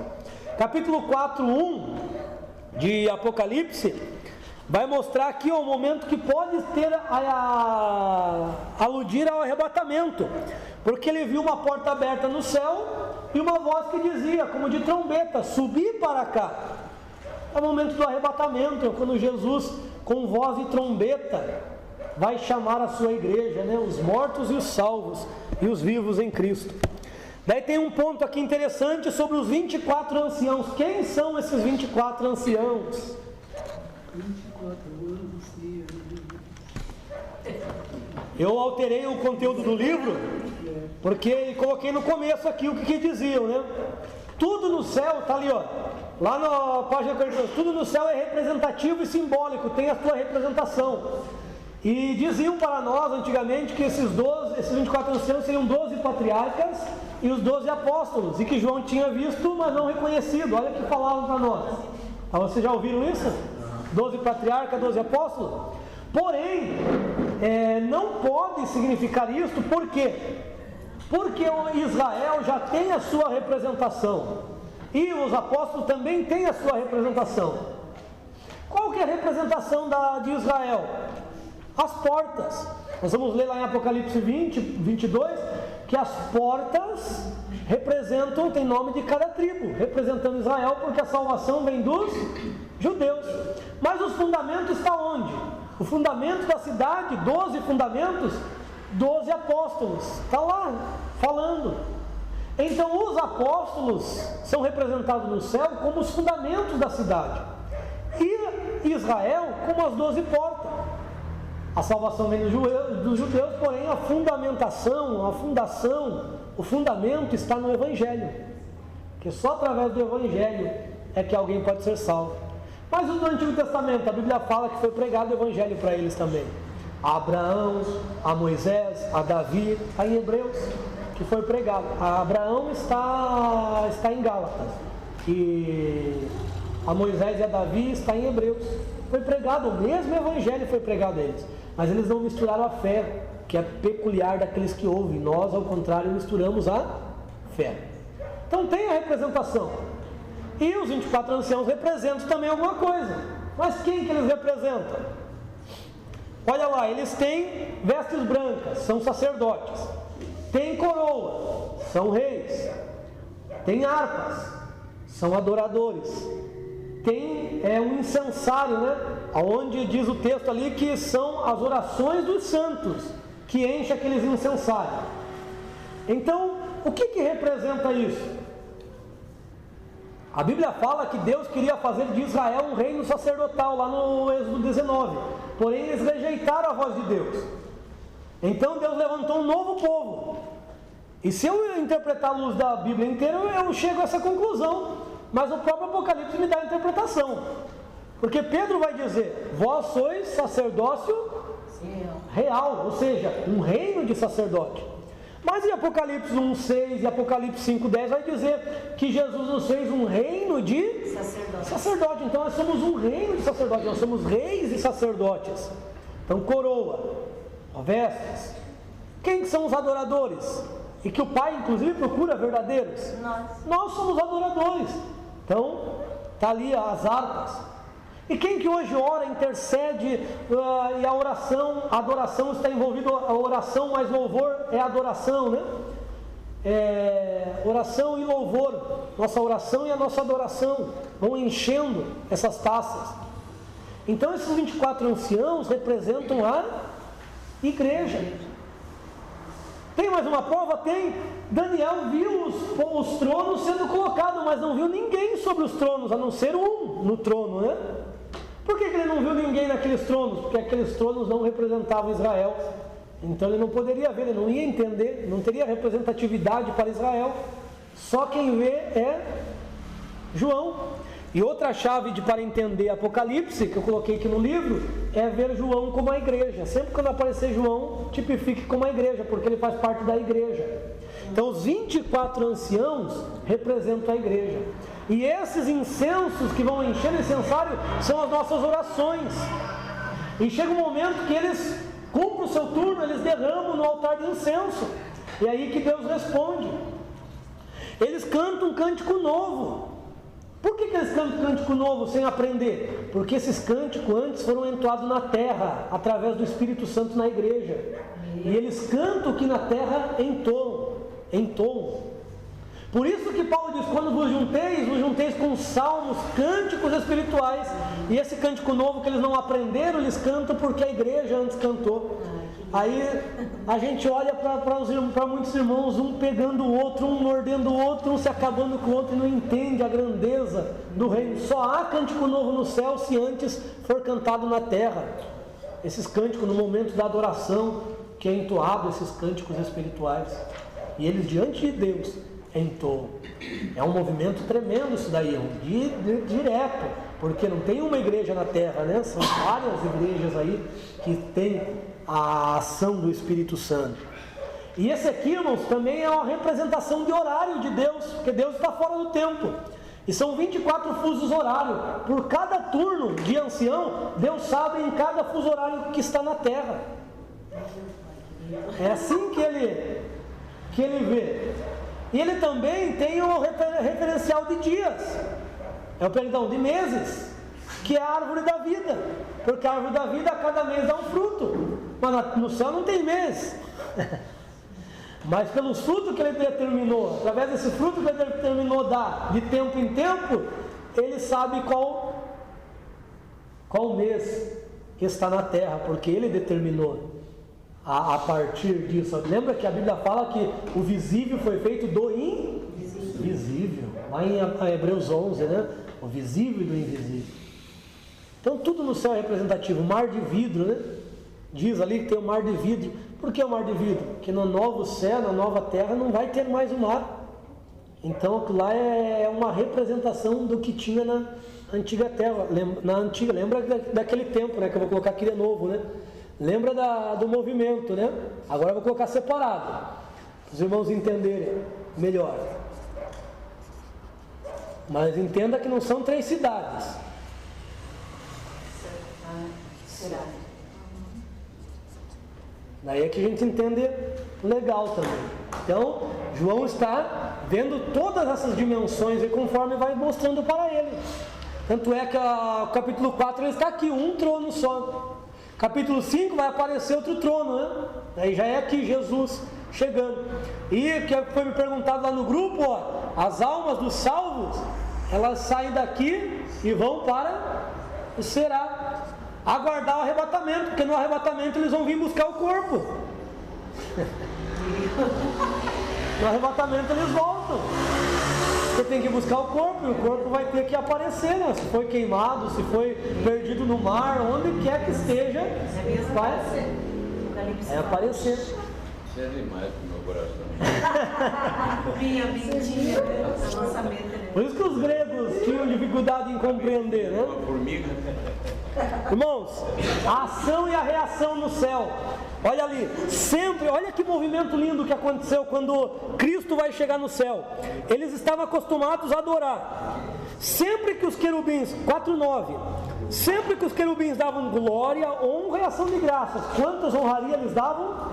A Deus? 3. Sempre os anciãos lançavam a coroa, colocavam a sua harpa diante do Senhor, porque tudo é para Ele. E também davam glória, honra e poder. 3 honrarias. Quando vai chegar o Cordeiro no capítulo 5, ele vai dizer assim, ó, capítulo 5, versículo 3. Vamos ler de trás para frente, para você entender devagar. E ninguém, a respeito do livro, né? Ninguém era digno nem de olhar, nem de desatar os selos. E vamos começar o versículo 3 de trás para frente. Ninguém debaixo da terra, porque Jesus já tinha ressuscitado. Amém? Pegaram? Ninguém na terra, porque ele já tinha saído, já tinha sido assunto. Olha o movimento, olha o tempo. E ninguém no céu, porque ele ainda não tinha chegado, era digno de abrir nem de olhar para o livro. Aí o ancião olha e diz: não temas, João, eis aí o leão da tribo de... Ele olhou para trás e viu um cordeiro. Ele olha para o ancião e diz: mas está mentindo? Eu estou vendo um cordeiro. Não, eu sou um ancião sério, João, eu estou vendo um leão. Por que João vê um cordeiro e o ancião vê leão?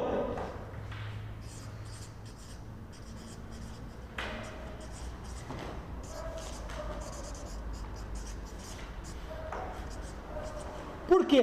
Porque João tipifica a igreja, lembra?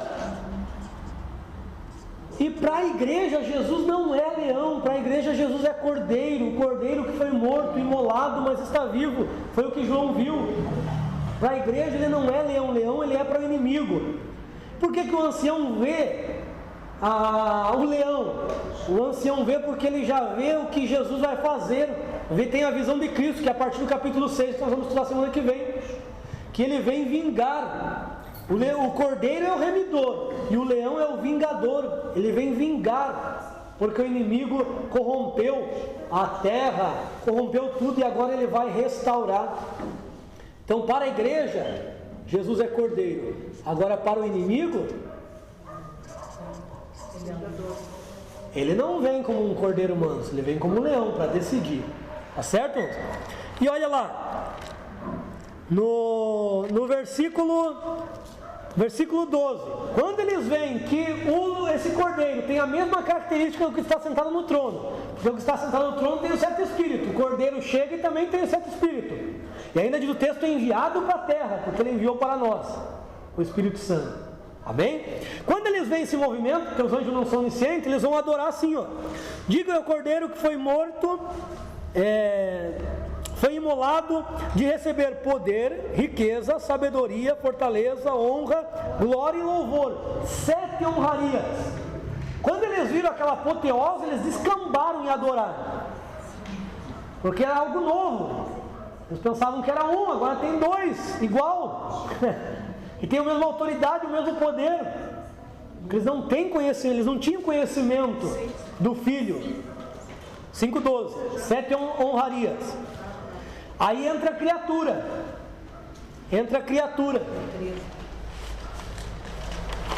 Aqui eu vou voltar aqui. Entra a criatura e vai dizer: ei, vocês estão adorando errado, não é assim que adora. Não é 7 para um, 3 para outro. É assim que adora. Versículo 13. Lá no final, ao que está sentado sobre o trono, o Pai, e ao Cordeiro, seja o louvor, honra, glória, domínio para tudo sempre. Não é 7 para um, 3 para outro. É 4 para os dois, que são iguais. O número inteiro ali entre 7 e 3 é 4, né? Então é 4 honrarias. E por que a criatura? Porque a criatura é isso aqui, ó. Isso aqui, ó.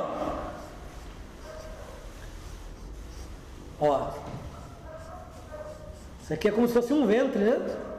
Em redor da terra. É um ventre, porque a Bíblia fala que a criação geme com gemidos de grávida, né? Isso aqui é criatura. Nós chamamos de mãe natureza, alguns chamam de mãe natureza, né? É a natureza, leis da natureza. Isso aqui é chamado de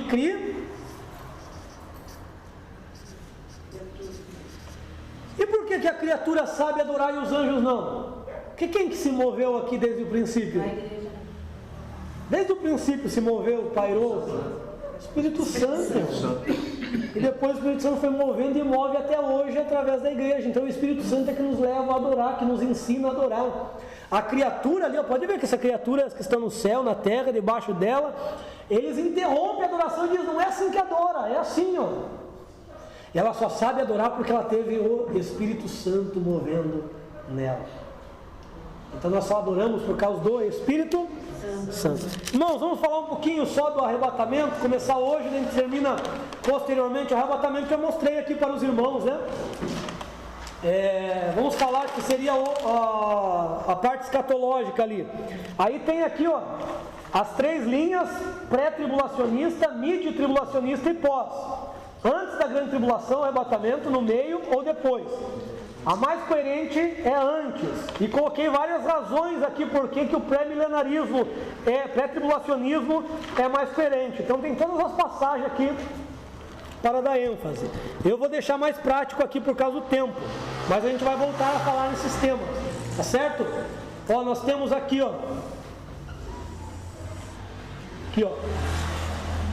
Semana que vem nós vamos trabalhar bem nesse desenho aqui.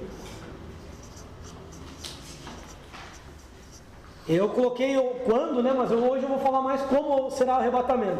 Então aqui nós temos o período da igreja, né? A igreja. Certo? Vai chegar esse momento aqui que Jesus vai te fazer o quê? Vai colocar a igreja na cidade. Na cidade. Quando essa cidade estiver aqui, ó. Quando a cidade estiver numa posição onde ela está 7 anos da sua posição final, ela vem descendo, né? Quando ela estiver numa distância onde está 7 anos da sua posição final, que é em cima da Jerusalém terrestre, Jesus arrebata a igreja. Isso aqui, arrebatamento, né? Arrebata a igreja. Isso daqui é chamado de segunda vinda. A segunda vinda envolve várias coisas, não é igual ensinado para nós, né? Ele vem secretamente, depois volta, depois vem de novo. Seriam 3 vindas, né? Não é, a segunda vinda acontece em muitos eventos. Imagina um trem que há o portão A e há o portão G. Ele pega a passageira no portão A, ele volta lá para o seu destino de origem e depois volta para o portão G? Não. Ele passa, é uma passada só, né? Ele para no A, depois vai parar no G. Então a cidade para receber a esposa, continua descendo. Quando chegar na metade aqui, ó, os anjos, Miguel sai de lá e batalha contra Satanás e derruba. E ela vem descendo até chegar à posição final. Isso é chamado de segunda vinda. A primeira vinda ele veio como cordeiro remidor. A segunda vinda ele vem como leão para julgar. Tá certo? Então a igreja entra, vai passar por vários bodas do Cordeiro, que nós vamos tratar, Tribunal de Cristo, galardões, e depois vai vir aqui e vai batalhar. Então entenderam aqui esse ponto? A maneira mais fácil de compreender, né, irmãos? A visão do arrebatamento. Então não entenda como duas fases, isso aí ficou para trás, né, para a escatologia passada, duas fases. Entenda que a segunda vinda tem o arrebatamento, que é a nossa reunião com Ele, e tem o aparecimento em glória. Todos os textos que falaram, todo olho verá, entenda que é 7 anos depois do arrebatamento. Todos os textos, todo olho verá, vinda, aparição em glória, 7 anos depois do arrebatamento. Certo? Não confundir. A Bíblia diz: e quanto à vinda em glória do Senhor, 2 Tessalonicenses 2, e quanto à vinda do Senhor em glória e a nossa reunião com Ele. Então dá para ver que é 2 pontos diferentes. Nossa reunião com Ele, vinda em glória. Nós aguardamos, Tito, nós aguardamos a bem-aventurada esperança e aparecimento em glória. Mateus 25, Ele vai vir em glória. Detalhe, irmãos, que nós vamos aprender a ler um pouquinho aqui, bem rápido. Nós vamos aprender a ler Tessalonicenses direito. Que nós vamos aprender. Por quê? Eu digo isso porque ele fala 1 Tessalonicenses lá. Quantos já ouviu que Jesus vai vir para a igreja como ladrão? Todo mundo. Nós não. Olha lá, 5, 1 Tessalonicenses 5. Ele vai dizer assim, ó, quanto a tempo as estações não competem no saber, Jesus já falou. Então eles estão com a ideia aqui a mesma ideia que os discípulos lá, de reino na terra. E ele diz, quando disserem paz e segurança, temam, paz e segurança aqui, que vem de repentina destruição. Mas agora ele vai aplicar. 1 Tessalonicenses 5, 4.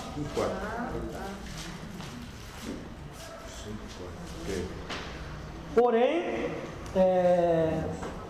olha lá, olha o 2 lá, ó, porque vós sabeis perfeitamente que o dia da vinda do Senhor virá inesperadamente, assim como um ladrão de noite. Esse momento ele está falando aqui.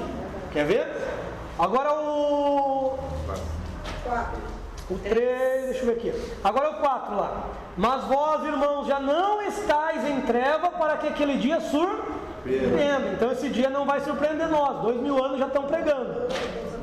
Lá, porque vós, versículo 5, sois filhos da luz, filhos do dia.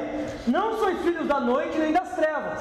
Então ele está falando de 3 tipos de filhos: filhos da luz, filhos da noite, filhos das trevas. Vamos entender a mensagem para esses 3 grupos. Os que dormem, versículo 6. Portanto, não durmamos como demais, mas pelo contrário, vigiemos e sejamos sóbrios. Quem que está dormindo aqui? Já vamos ver. Porque os que dormem de noite dormem. Ele está mostrando aqui que os filhos da noite dormem. Quem são os filhos da noite aí? São os filhos da lei. São os judeus que estão dormindo o sono do desviado, do apóstata. Estão apostatados da fé.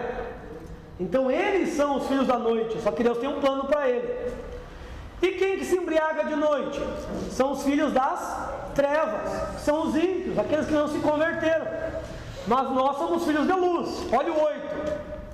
Mas nós, que somos filhos do dia, sejamos sóbrios em nossa mente, vestindo a couraça da fé e do amor, tendo o capacete da esperança e salvação, porque Deus não destinou-nos para a ira, senão para a posse da salvação, né, por meio de Jesus Cristo. Quer dormindo, quer desperto, estejamos junto com Ele. Ouviu? Você conseguiu pegar ali? Sim, eu entendi. Olha lá, o 4 eu pulei uma frase que é importante. Por que Jesus não vem como ladrão para a igreja? Vós, irmãos, já não estáis em trevas, para que aquele dia vos surpreenda como um ladrão. Então, para a igreja, Jesus não vem como ladrão, mas vem num momento inesperado. Agora, para eles, será como um ladrão, porque esses anos aqui passarão, por isso que o tempo será abreviado, né? Agora, irmãos, vocês aguentam mais um minutinho? Bora. Aguentam? Bora. Como será o arrebatamento do abrir e fechar de olhos? Depois a gente volta. Mas vai lá para Coríntios 15. Os gregos não entendiam acerca da ressurreição. Achavam que a ressurreição era tipo The Walking Dead, né? Iam voltar num corpo morto, né? Mas, 1 Coríntios 15. E nós temos que entender a partir de um ponto. A partir do 45. Não, a partir do 43. Ó, semeia em desonra, ressuscitará em glória. Eu vou ler bem rápido aqui, depois vocês meditam em casa. Semeia em desonra é o corpo, ressuscitará em glória é o corpo de glória, a outra natureza, né? Semeia-se debilidade, esse corpo. 43. Ressuscitará em poder, ou seja, o corpo glorificado. Semeia o corpo animal, que é esse aqui, e ressuscitará o corpo espiritual. Ao corpo animal, ao corpo espiritual. Veja que ele está falando de uma natureza, né? Está falando, ele está seguindo um raciocínio. Assim também está escrito: o primeiro homem Adão foi feito alma vivente, o último espírito vivificante. Mas não é o primeiro espiritual, senão natural, depois o espiritual. O primeiro homem da terra é terreno, nós somos da terra. O segundo homem, que é Senhor, é do céu. A nossa nova natureza, ela é do céu. Qual terreno? Tais terreno. Qual o celestial? Assim também celestial. Ou seja, assim como ele é celestial, convém que nós também tenhamos essa natureza. 49. E assim como trouxemos a imagem do terreno, traremos a imagem do celestial. Mas digo, irmãos, que carne nem sangue, ou seja, essa natureza não pode herdar o reino de Deus, nem a corrupção herda a incorrupção. O que ele está trazendo no raciocínio? Que há necessidade de uma mudança. Daí ele vai dizer no 51, agora tem que prestar atenção, que ele vai dizer um mistério, ó.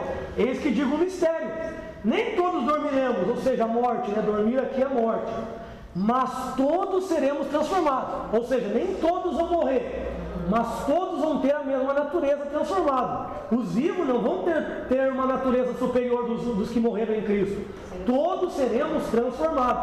Daí ele continua, como que será isso? Em um momento e abrir e fechar dos olhos ao som da última trombeta, porque a trombeta soará e os mortos ressuscitarão incorruptíveis e nós seremos transformados, porque é necessário que este ser corruptível se revista de incorruptibilidade e o mortal se revista de imortalidade.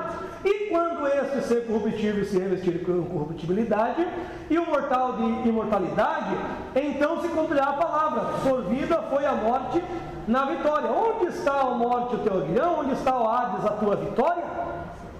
Pegaram? Sim. Ou não? Falou algum momento aqui, ó, do 51 em diante, 52, 51, 52, 53, falou algum momento de arrebatamento? Não. Só falou do que? Ressurreição e transformação. A ressurreição dos mortos e a transformação será num abrir e fechar de olhos. É que ele fala no 52, no momento, no abrir, isso. Né, que ele faz uma comparação. Tem que pegar o 51, né? Seremos transformados todos, então entenda a transformação de todos. Daí ele continua o versículo 6, que é uma vírgula. Como que seremos transformados? Em um momento, eu abrir e fechar dos olhos, para que o incorruptível revista o corruptível, para que essa natureza que ele vem trazendo desde o 45 seja mudada. Então ele só está falando que o abrir e fechar dos olhos será a transformação. E como será o arrebatamento para lá? Ele vai explicar melhor, porque a dúvida deles era dessa nova natureza do Corinto. Ele vai explicar melhor para as Tessalônicas, que tinham problema em entender sobre arrebatamento. E daí a gente volta para Tessalônica. Porque o Tessalônica completa esse aqui. E agora vocês vão ficar abismados, né? Tessalonicenses 4. A partir do 13 vai falar. Portanto, nós vamos ler aqui, ó, 16 e 17, que ele nos explica. porque o mesmo Senhor descerá do céu com um alarido, ou seja, uma voz potente, um grito, né? Com voz de arcanjo, voz poderosa, e com trombeta de Deus, que é a sua própria voz, segundo João. E os mortos em Cristo ressuscitarão primeiro, e depois nós que estivermos vivos, seremos arrebatados como? Com eles nas Juntamente com eles na nuvem ao encontro do Senhor nos ares, e desta maneira estaremos para sempre com o Senhor. Amém, glória a Deus. Eu não sei se você entendeu, mas falaram para nós sempre que o nosso encontro com os mortos seria nos ares. Não, nosso encontro será com Jesus nos ares. Que a igreja, tanto os mortos quanto os vivos, nos ares iriam se encontrar. Paulo não disse isso. Você prestou atenção no texto? Olha lá. Os mortos ressuscitarão primeiro. E 4,16 final e o início 17. 4. Os mortos ressuscitarão primeiro. Nós não precederemos eles. Nós que estivermos vivos seremos, antes de arrebatados, você viu lá em Corinto que tem que ser transformado. Então, é tanto mortos e vivos, transformado na nova natureza, e arrebatado como? Juntamente com eles. Então os mortos vão ressuscitar aqui na terra. Aqui é o que eu falei. Por isso que eu falei para vocês, que às vezes a gente crê não crendo. Aqui os mortos vão vir buscar o corpo aqui, para depois ser arrebatado. Agora, quantos tempo, se será dias, horas, minutos, eu não sei te dizer. Mas que os mortos vão vir, eles vão vir. E nós vamos junto com eles. Tá aí o texto, está claro. Juntamente com eles para o encontro nos ares. Mas irmãos, mortos vão vir. Irmãos, se nós não acreditarmos nisso, eu não sei se a gente acredita na ressurreição de Cristo. Eu não sei se a gente crê. Acho que a gente é igual os discípulos, né? Porque as mulheres chegaram, o corpo não está lá, e os varões disseram que ele ressuscitou. E eles olharam para as mulheres e disseram, vocês estão loucas, essas palavras são desvario, vocês estão malucas. Eles não acreditaram que Jesus ressuscitou. Os do Emaús também não acreditaram. Então, irmãos, essa ideia que falaram para nós aí, que é num abrir e fechar de olhos ou arrebatamento, será a mudança, a transformação. Agora o translados nas nuvens. E Jesus, quando foi nas nuvens, como que ele foi? Ele foi ou não? Ele foi? Não, foi e o povo ficou. Aí agora deixa frutificar isso na mente de vocês. Irmão, esqueci de mostrar. Já mostrei para vocês, mas essa aqui é bem a visão de João, ó. 2 tronos, cordeiro e leão, no permeio os querubins, 24 anciãos, as rodas são de fogo, né? O trono do Pai e do Filho, o incensário, pode tirar foto depois, os candeeiros aqui, ó, as harpas, as taças, certo? Então essa é a visão que João teve do céu. Então se os irmãos quiserem tirar foto, vai ficar aqui. Mas acho que essa foi colocada lá, mas se alguém quiser ter, foi colocado no grupo, às vezes pode ter apagado, né? Que às vezes apaga o celular. Então, irmãos, agradeço a compreensão de vocês aí pelo horário, tá certo? Qualquer dúvida é só chamar.